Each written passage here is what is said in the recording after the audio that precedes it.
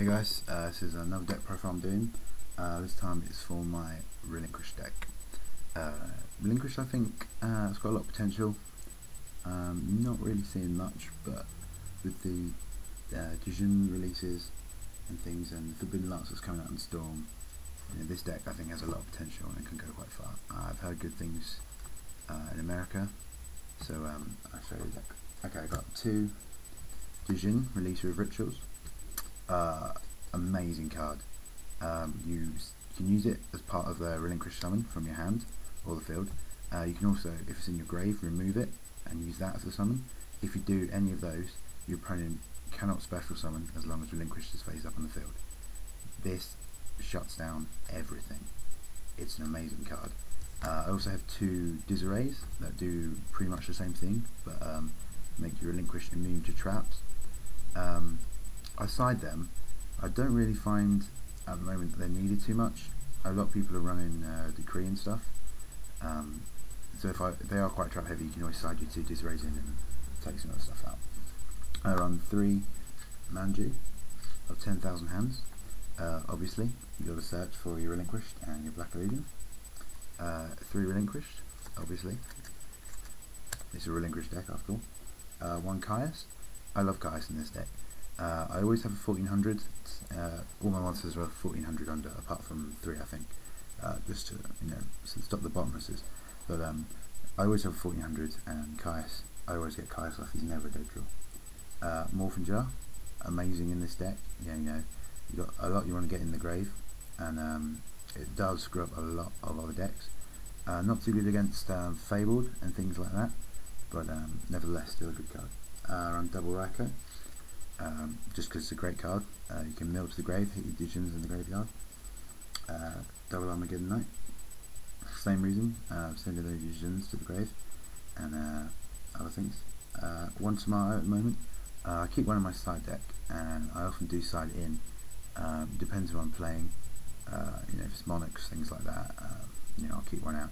I find in this format, or in Yu-Gi-Oh, if you set a card, not many people want to attack it. So I end up, you set a tomato and most people try and get rid of it, so you don't always get the effect off. Dad, there's a lot of graveyard manipulation in this deck. Dad's never a dead draw for me. I've got Pop, you got your Armageddon Knights, you can remove Dijins for a Relinquished summon. Dad is a great card. Gauze, because he's it's a dark target for a lore, which I am running. He's just a great card. Sangam, so you can search your Relinquished or search your Manju and then summon, get your Black Illusion. Necrogardener, amazing card in this deck. You send him to the grave, people don't know he's there. So summon a monster, attack over, destroy the equipped monster on Relinquished, attack with another one, Necrogardener, negate it. Next turn you take their monster. Double Forbidden Lance, again an amazing card. You can keep Relinquished alive. You summon Relinquished, you don't call priority, and if they try to book or anything, you lance it. It loses 800 attack, but it's got a 0 when it hits the field, and then just take one of their monsters and you're immune to traps. You don't take the damage or anything. You don't take the attack decrease. It's brilliant. Dark Hole, again an amazing card.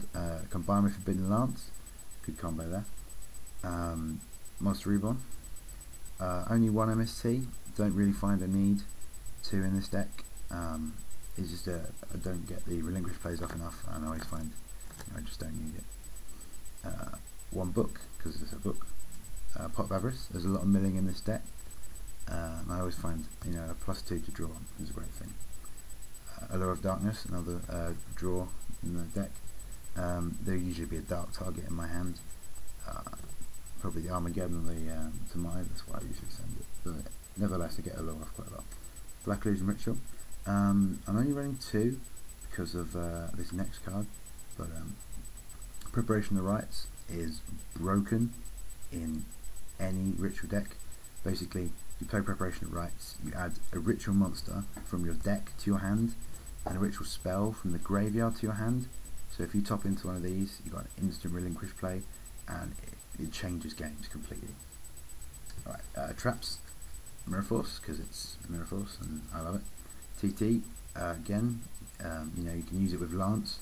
So if they summon TT, Chain Lance, doesn't hurt your Relinquished, blows up their whole field. 2 Bottomless, 2 Threatening Roars, just to end the battle phase. If your Relinquish is vulnerable, they've MST'd. I find it's a really good card in this deck, and I don't always want to be destroying their monsters because I can take them for Relinquish. And finally, 2 Trap Stuns. 7 Tools the Bandit. 7 Tools, I think, is a brilliant card. It's not really used that much anymore, but you only take a K and it's counter, and it can pretty much stop anything they throw at you. And if they solemn or solemn warning even, you only take 1,000. They'll take more than you. It's a good thing. I really like it. Okay, and that's my Relinquished deck profile. Cheers.